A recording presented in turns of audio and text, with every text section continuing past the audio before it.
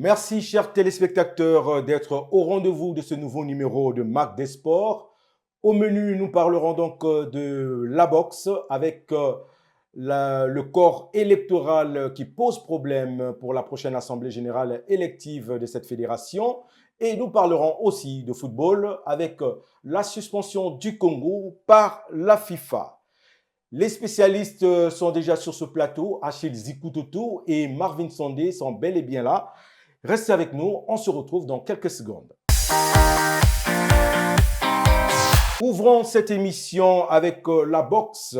Oswald Ikonivusa Ambofa, candidat à la prochaine Assemblée générale élective du côté de la Fédération congolaise de boxe, a tenu un point de presse au courant de la semaine dernière et a dénoncé donc le corps électoral de la prochaine Assemblée. Les détails dans ce reportage. Devant la presse nationale, le candidat au poste de président de la FECOBOX, Oswald Ikonivusa Ambofa, accuse de tricherie le président sortant Gaëtan Kodja qui aurait bénéficié de l'aide du directeur général des sports et le directeur des activités sportives pour un corps électoral qui lui est favorable en vue de sa réélection lors de la prochaine Assemblée générale élective du noble art. Aujourd'hui, la loi nous rattrape, les choses sont claires.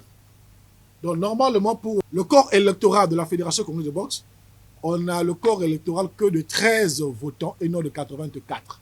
D'où vient les 84? Ça, c'est purement la tricherie.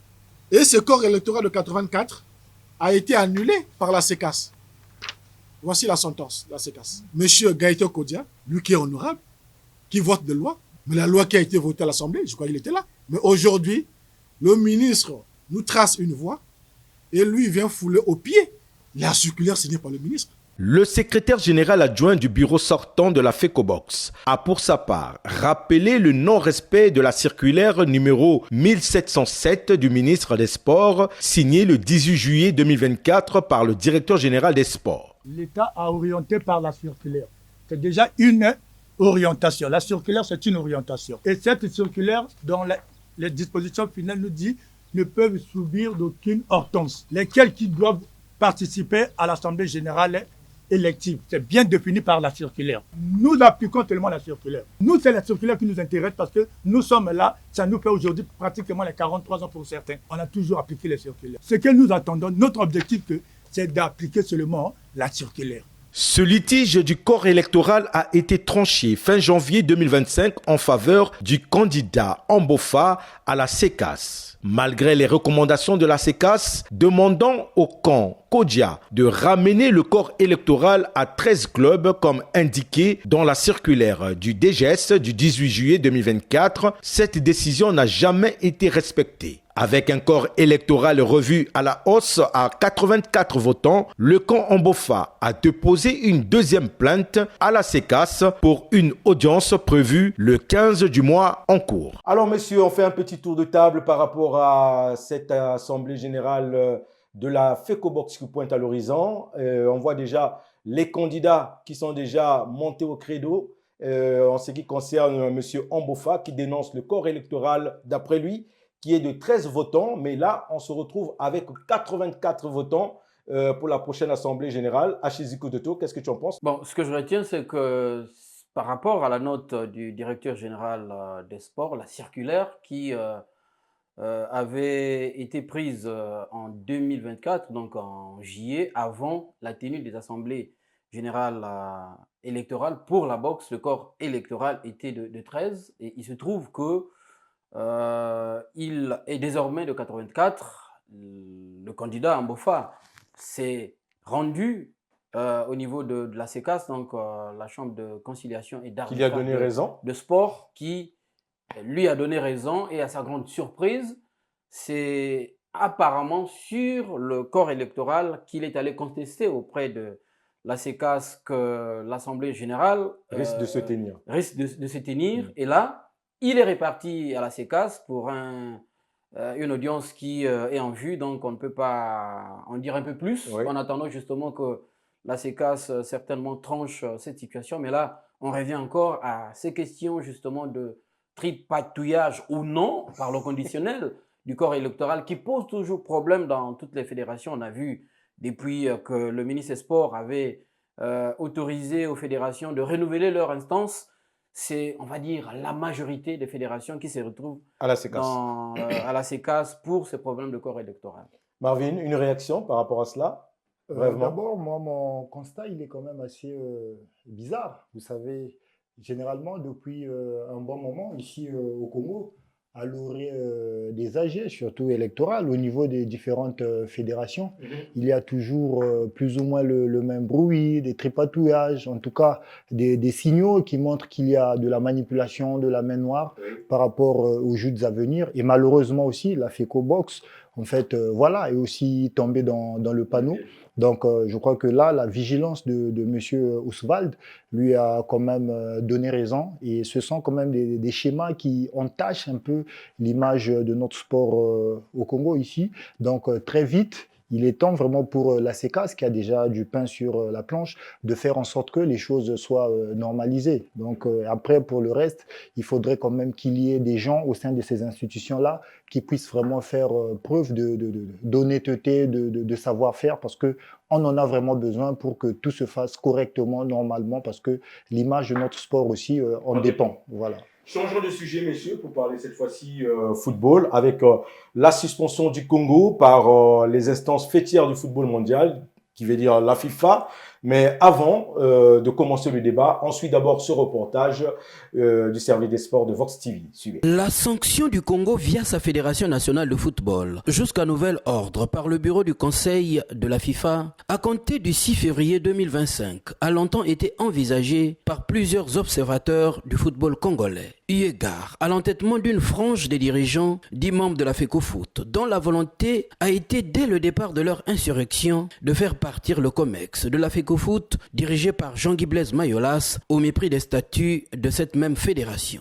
Si on ne souhaite pas la sanction, mais nos amis sont obligés de libérer l'immeuble, de libérer les locaux pour laisser au COMEX s'installer, ce qui donnera à tout le monde le temps de continuer le débat, de continuer à discuter. La solution, elle est ici, hein. C'est le Congo qui décide. À notre niveau, il n'y a pas de négociation possible. C'est ici que ça se passe. Je l'ai dit, dans un autre pays, la balle est dans votre camp. C'est vrai, hein? Hélas, toutes ces mises en garde n'ont pas été prises au sérieux, ni par la commission ad hoc, moins encore par le ministère des Sports, ayant récusé le souhait de la FIFA et de la CAF pour le retour de Mayolas et son équipe au siège de la FECOFOOT. Jusqu'à nouvel ordre, le Congo est exclu de toute compétition organisée par la FIFA, la CAF et l'UNIFAC. Les entraîneurs et officiels techniques ne prendront non plus part aux stages et formations au niveau international. Et plus d'activités pour les footballeurs locaux et donc pas de phase finale de la CAN U20 où le Congo, pourtant qualifié, ne pourra pas y prendre part. Et plus de compétition pour les Diables Rouges U17 qui s'apprêtaient à aller disputer le tournoi zonal pour les éliminatoires de la CAN de leur catégorie à Douala au Cameroun. Cette sanction du football congolais ne pourra être levée que si le COMEX révoqué est réinstallé à son siège. Comme il y a quelques années, avec le basketball et le judo, le Congo s'est fait sanctionner au football en moins de 10 ans. Alors, monsieur, sans rappeler les faits, parce que nous venons déjà de le voir sur ce reportage, comment avez-vous réagi lorsque vous avez appris cette suspension du Congo? Achille Zikutoto, bravement.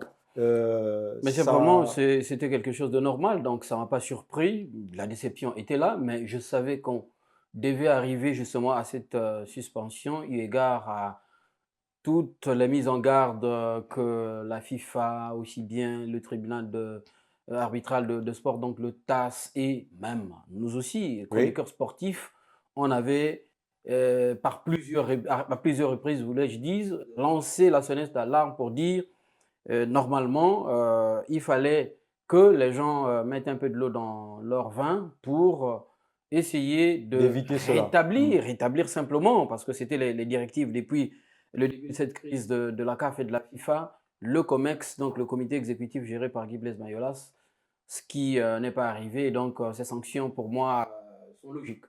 Alors, Marvin, toi, comment tu as apprécié la nouvelle? Ça a été comme un coup de marteau ou bien, comme Achille, on le disait aussi déjà sur ce plateau, tu pensais qu'on devait arriver là?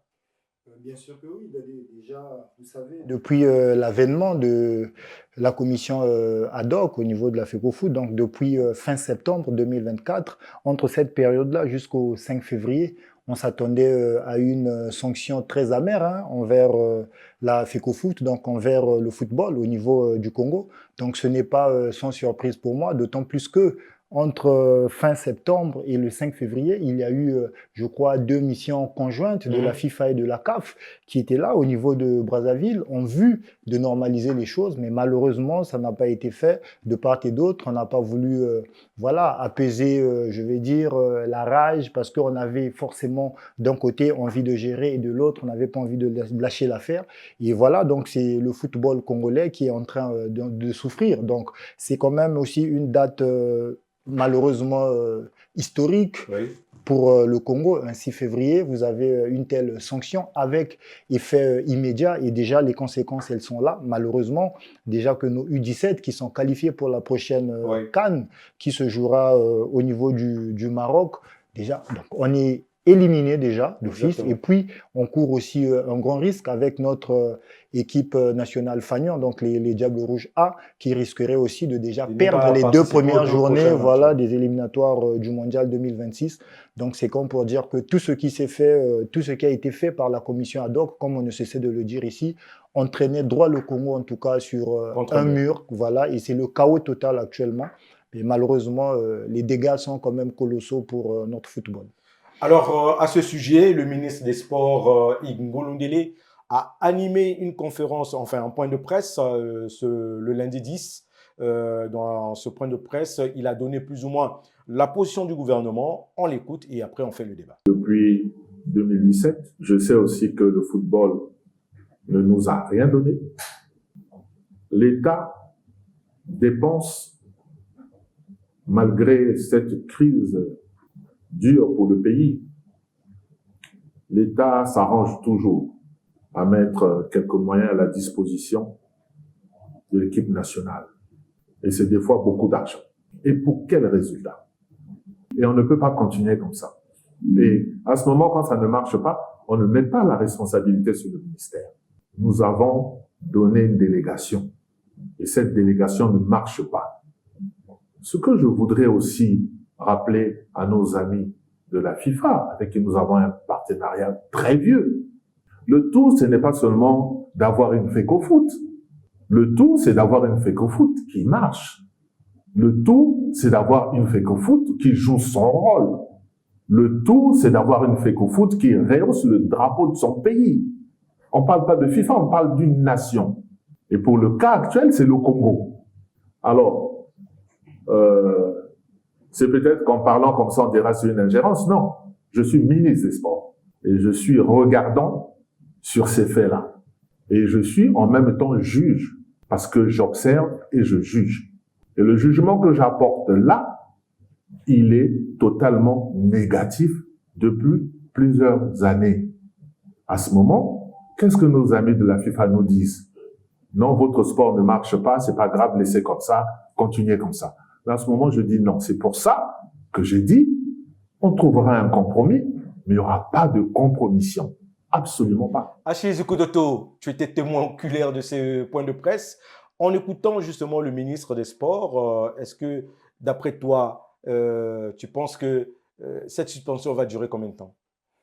Mais tout, je ne suis pas dans le secret des dieux, justement, Francis Tadé. Non, je voulais dire, en écoutant le ministre. Mais justement, tu penses que ça va mettre du temps? Dans les secrets des dieux, c'est à la FIFA de voir comment, justement, faire revenir le Congo à sa position de membre, justement, de la Fédération internationale de football, parce que le Congo, aujourd'hui, perd toutes ses qualités, toutes ses prérogatives de membre de et ses la avantages. FIFA. Bon, dans la communication du ministre des Sports, Francis, je vais te surprendre, mais pour moi, c'était prévisible. Je savais à peu près que le ministre devait prendre cette position parce que le ministre s'est toujours réfugié sur le fait que le Congo était un pays indépendant, un pays souverain, voilà, c'est le terme qu'il aime prendre, et que les décisions de la FIFA étaient comme, entre guillemets, je vais dire, comme un dictat pour le Congo. Et en le suivant, le fond de sa pensée, de la décision du gouvernement, puisqu'il représente le gouvernement sur cette question de sport, c'est que le Congo ne va pas accepter, je parle là du gouvernement, du ministère de Sport, que le comité exécutif géré par Guy Blaise Mayolas revienne aux affaires sans condition. Voilà pourquoi il a employé l'expression « le Congo ne va pas accepter de faire de compromis, ne va pas accepter une compromission, mais le Congo peut faire des compromis. J'entends par là, je vais peut-être vite en besogne, je pense peut-être que dans ma compréhension que le ministre des Sports, étant donné qu'il est en train, dans son discours, il écarte un retour du COMEX, c'est peut-être penser à une situation d'une commission un comité de normalisation, parce qu'il a pris comme on voit en RDC. De la RDC. Donc là, c'est d'abord sur la compréhension. Oui. Maintenant, est-ce que dans la faisabilité, faisabilité, le ministre des Sports souhaite reprendre la tâche avec la FIFA pour voir dans quelle mesure il faut trouver certainement un compromis. Parce que moi, je suis un peu dubitatif sur... je ne veux pas demander au ministre de ne pas le faire, mais je suis dubitatif sur cette procédure parce que Marvin a expliqué que lors de la mission conjointe de la FIFA, la deuxième, celle d'ailleurs, on a vu ça dans le reportage. Exigée même par le ministre des Sports, lorsque le secrétaire général de la CAF, donc Mosengo Omba, et Gelson Fernandez, qui est le responsable, on va dire, des fédérations africaines au niveau de la FIFA, quand ils sont arrivés, la position du ministre des Sports était claire. Le COMEX ne devait pas revenir. Il fallait trouver la proposition du ministre des Sports qui était d'avoir validé la commission ad hoc. Ben, s'il faut reprendre la tâche avec la FIFA pour la même proposition, je pense que la réponse de la FIFA à travers Gelson Fernandez avait été claire dans notre reportage. Que les téléspectateurs viennent de suivre. Gelson Fernandez, au nom de la FIFA, dit la FIFA ne négocie pas. La FIFA, sur ces questions-là, laisse les Congolais gérer à leur façon. Et la décision de la FIFA, on la sait tous, c'est que le COMEX revient dans les affaires. C'est d'abord une des conditions sine qua non de la FIFA, qui est d'abord de faire en sorte que le COMEX puisse d'abord revenir en place et après on va discuter. Marvin, en entendant tout ce que Achille vient d'expliquer, est-ce que tu penses que ça va aboutir, cette démarche du ministre des Sports? Bon, déjà à entendre en fait les propos du ministre des Sports, on comprend qu'il n'est peut-être pas prêt à lâcher l'affaire. Et ne pas lâcher l'affaire, ça veut dire que la situation va perdurer telle qu'elle est et plus le Congo va souffrir. Mais je me pose quand même une question. Le Congo, c'est vrai que depuis le 6 février de cette année, nous avons perdu tous nos droits comme étant membres de la CAF et de la FIFA. Mais avant que nous soyons membres de ces institutions-là, de ces instances-là, je pense bien que le Congo avait quand même eu le temps de lire les textes de la CAF, de la FIFA. Donc, on sait comment ça fonctionne. Et aujourd'hui, je pense que c'est un peu une forme de violation des textes qui régissent en fait ces instances-là de la part du ministre qu'il est en train de mettre en avant et ce qui est d'ailleurs inconcevable. Donc, déjà que l'article 16 des textes de la FIFA nous sanctionne, donc on ne doit pas encore en rajouter, on doit montrer un bel exemple. Voilà, c'est aussi question d'humilité. On a fait des erreurs. Justement, dans le courrier de la FIFA ne prévoit pas, par exemple, peut-être des décisions à l'amiable, les arrangements, comme souhaite le ministre des Sports. Comme souhaite le ministre des Sports. Donc, on doit se conformer à la ligne de conduite imposée par la FIFA. Voilà, déjà que parmi les conditions que le Congo doit remplir, doit respecter pour que cette sanction-là soit levée, c'est comme vous l'aviez dit, il y a d'abord le retour aux affaires du bureau exécutif de Mayolas sans ingérence. Voilà. Ça, c'est quand même aussi un détail important. Et puis, il y a aussi, on demande également à la commission ad hoc de renoncer à toute tentative de changement de signature au niveau des comptes de la FECOFOOT. Aussi, il y a le centre Digné, il y a le siège de cette fédération-là qui doit être à disposition voilà, du COMEX, la reconnu. même procédure Voilà. Oui, oui. Celle Quand qu'ils ils avaient étaient entamée éjectés au niveau justement du du siège. tribunal Ouais. de grande instance de Voilà, Brazzaville. donc vous...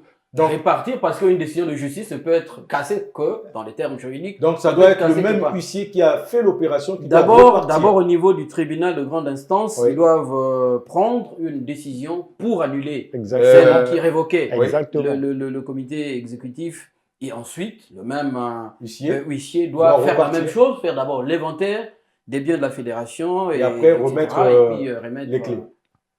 Oui, voilà, Marvin, donc c'est comme pour dire rapidement. que si déjà on ne se soumet pas à toutes ces conditions de la FIFA et qu'on veut créer d'autres mécanismes, ça prouve qu'on n'est pas prêt à remettre le Congo dans la bonne direction, et ce qui est quand même triste. Et je pense qu'au niveau de du ministère des Sports, nous avons quand même des hommes de droit qui savent lire le droit. Donc, Monsieur Hugues Ngolonele, qui est ministre des Sports, a forcément des conseillers à ses côtés. Donc, je crois aussi qu'il est important quand même de suivre les conseils de ses conseillers, hein, parce qu'ils sont là pour ce boulot-là. Donc, ça ne sert à rien de s'entêter pour davantage conduire le Congo, en tout cas, dans une impasse interminable. Rapidement maintenant, messieurs, nous allons écouter la réaction de quelques présidents de clubs qui ont donné un peu leur avis à l'issue de cette suspension, notamment un ancien président de patronage et celui de Vegas, ici à Brazzaville.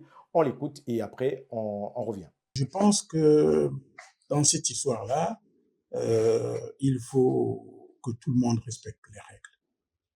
Et vous savez qu'au niveau international, la FIFA n'aime même pas l'intervention de l'État dans la gestion des fédérations. Et c'est une règle mondiale. Lorsque l'État commence à interférer dans la gestion de la fédération, généralement, la FIFA sort les dents et menace. Bon, mais il faut quand même nuancer la chose. Il faut nuancer la chose parce qu'il y a deux types de fédérations dans le monde. Il y a les fédérations qui s'autofinancent, comme les fédérations européennes. Mais les fédérations africaines sont généralement financées par l'État. Et dans ces conditions, il faut quand même admettre que si l'État met son argent, il a le droit de regard. Il a quand même un droit de regard. Alors, donc, l'indépendance est relative, doit être relative, dès lors que le financement majeur du fonctionnement de la fédération provient de l'État. En ce moment-là, il appartient aux deux, c'est-à-dire et à l'État et à la fédération, de trouver les voies et moyens de conciliation et de cohabitation. Au moment que vous me posez ces questions, nous devons être un. Le football uni. Le football, c'est un fair play. Dans le même élan, je fais comprendre à mes chers présidents des clubs de première division, deuxième division, football féminin, le président de Vegas n'est pas pro-Mayolas. Aujourd'hui, il y a des gens qui taxent d'autres présidents des clubs de pro-Mayolas. Le président de Vegas et l'association sportive Vegas que je dirige, nous sommes pro des tests qui régissent le football dans le monde entier. Parce que sans ces tests-là, il ne peut pas avoir le football dans le monde entier. Donc, au jour d'aujourd'hui, je profite encore de faire appel à nos chers présidents. Il est temps qu'on puisse s'asseoir, parler entre nous, les présidents des clubs. Excusez-moi, je dis bien les présidents des clubs, pas les dirigeants, pas les secrétaires généraux, pour sauver ce qui a sauvé. Le premier ministre de notre gouvernement a déjà pris sa responsabilité. De loin là où j'étais, j'ai vu l'entretien publié qu'il a eu avec le ministre des Sports. Après le ministre des Sports, il y a eu aussi une réunion avec le bureau exécutif élu. Et le contenu de ces réunions, nous connaissons pas, mais la sanction est tombée. Donc, le Premier ministre, il fait son travail avec son gouvernement. Nous aussi, les présidents des clubs, nous devons nous asseoir, faire notre travail pour accompagner le gouvernement, pour trouver les solutions sur le temps qui reste pour que le ballon puisse rouler légalement. La première des choses, c'est d'abord l'amour de la nation et le goût de mieux faire. Si on a l'amour de la nation, on doit sauver la sanction. Si on n'a pas l'amour de la nation et les gens veulent voir seulement leur intérêt personnel, c'est là où la sanction va durer. Alors, monsieur, est-ce que vous êtes d'accord, du même avis que le président de VECAS, qui demande à ce que tous les présidents de clubs, que ce soit ceux qui étaient avec la commission ad hoc ou encore du côté du bureau exécutif de la FECOFOOT, puissent se réunir autour d'une table, parler franchement et trouver d'abord entre eux, présidents, parce que ce sont eux les premiers acteurs du football congolais, de trouver un compromis entre eux et ensuite regarder comment ils peuvent faire les choses. Tu es de cet avis, Marby? Bon, d'abord, vous savez que les motivations, les sensibilités, en tout cas, sont différentes au niveau de ces présidents des clubs. Il y a de ceux, peut-être, qui vont essayer de trouver de l'équilibre, mais il y a de ceux-là qui sont catégoriques. En tout cas, pour moi, je pense bien qu'il serait souhaitable que tous s'alignent, en tout cas, sur le bon sens. Et le bon sens, c'est le respect des textes. Là où il y a violation des textes, ben, on ne peut pas essayer de trouver des mécanismes pour essayer de faire du bricolage. On doit vraiment éviter ça. Donc, on doit être correct, on doit être honnête dans ce que l'on fait. Et je pense que faire les choses clairement, correctement, conformément au texte, va aider nos dirigeants de club plutôt que de vouloir entrer dans certaines acrobaties, hein, comme on l'a vu, hein, qui n'ont pas rendu service d'ailleurs à notre football.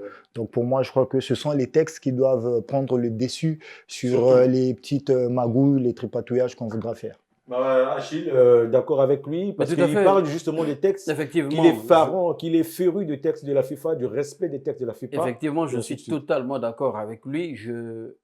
Il rejoint simplement la position d'un doyen, on va dire, encore en vie, des dirigeants emblématiques de notre football, le président Gamaba, qui avait Oui, fait la même proposition exactement. au cœur de la crise, justement, qui secoue la FECOFOOT, qui avait dit, mais que les gens viennent vers nous. Nous avons de la ressource, nous savons qu'est-ce qu'il faut pour que le football congolais marche. Je pense que si les présidents actuels peuvent associer aussi que les anciens comme les Ngamaba, comme les Max Toussaint Louemba et les autres Et la jeune présidents, génération, ainsi et de suite, voilà. les anciens soient comme les modérateurs dans une retrouvaille où ils vont se parler franchement, Oui. pas forcément que ceux qui veulent, qui regardent peut-être dans le même sens que la commission ad hoc, non plus que ceux qui regardent dans le même sens que le COMEX, mais que chacun vienne avec sa pensée pour la partager aux autres. Et je pense que de ce choc, comme on dit, gérer la lumière, c'est à eux, effectivement, de décider. Je pense même que ça, c'est même une procédure. S'ils la font, mais je souhaiterais même que le ministre des Sports les accompagne, parce que c'est là la recherche des solutions, Oui, au oui. lieu d'outrepasser les gestionnaires, parce que, excusez-moi de le dire, ceux qui sont à la commission ad hoc, c'est une infime partie Oui. des dirigeants. Excusez-moi, ils ne sont même pas représentatifs justement de tous les clubs justement congolais. Et donc, si une telle initiative vraiment se réalise, je pense qu'on pourra faire avancer cette situation-là, parce que eux, ils sont les ayants droit, et ça pourra faire de sorte qu'ils prennent une position unique pour certainement sortir de cette crise. Alors, monsieur, oui, Marvin, rapidement pour terminer. Il nous reste plus beaucoup de temps. Vous savez, on ne va pas se le cacher, hein. On est dans un environnement sportif, surtout l'environnement du football, Oui. où il y a beaucoup de pesanteurs, il y a beaucoup de manipulations. C'est aussi un milieu gangréné par la corruption. Donc, c'est compliqué. C'est pourquoi je pense qu'à l'avenir, on devrait aussi, avant d'être président du club, surtout voir la moralité des présidents des clubs, parce que c'est très important. Oui, c'est très important. Justement, ça aussi, c'est très important. Parce que pour des intérêts du ventre aussi, on est capable de tordre la loi. Donc, à la longue, en tout cas, ce sont des détails sur lesquels on devrait vraiment jouer pour que nous ne tombions pas aussi bas comme nous l'avons vu les années passées. Et puis, pour chuter, je voulais prendre l'exemple que Brice Merlin, l'EPB, ancien directeur général de sport, qui avait rappelé qu'en 2011, le Congo a eu à peu près la même crise. Bono Le Sorcier était président de la fédération. Exactement. Max Toussaint s'est érigé, entre guillemets, comme en opposant. Oui. Ben, les Congolais se sont regardés. Ils ont trouvé une solution en interne. La FIFA, la CAF n'était jamais arrivée. C'est peut-être le moment, effectivement, de de prendre exemple sur cette justement crise-là, sur voilà, mais voilà, exactement. pour régler la situation entre nous et puis trouver le juste milieu pour que les choses avancent. Les choses avancent. Alors, monsieur, à l'issue de tout ça, de ce que nous avons parlé, mais il y a quand même un championnat qui se joue, notamment le président de Vegas nous a aussi dit, hein, il y a beaucoup de joueurs qui ont changé de club comme ça, notamment ces joueurs à lui qui se retrouvent dans plusieurs clubs alors qu'il n'y a pas eu de transfert. Et ce championnat a même démarré sans même qu'il y ait des visites médicales pour les joueurs, alors que c'est un danger. Il y a un joueur qui peut craquer sur un terrain, mais ça va retomber sur un président de club. Vous, de votre avis, à l'issue de tout ça, est-ce que vous pensez comme certains internautes ou encore certains présidents de club ou supporters qui pensent que ce championnat devrait être arrêté et puis on puisse repartir sur les bonnes bases à l'issue de tout ce qui se passe? Achille. Ben, si ça dépendait que de moi, effectivement, oui. Effectivement, oui. Je pense que, justement, il ne faut pas faire prendre les risques à des jeunes qui n'ont d'activité qui puisse leur permettre de survivre, encore qu'ils ne vivent pas dans les clubs, que le football, de leur faire prendre ces risques, voilà, de procéder à cette façon de prendre certains joueurs juste parce qu'on serait peut-être au gradé militairement, on vient appliquer ça dans le football, parce que suivez mon regard, pour le cas de Vegas, justement, il y a des velléités d'une équipe qui serait justement il y a 3 joueurs qui se retrouvent gérés par un officier supérieur.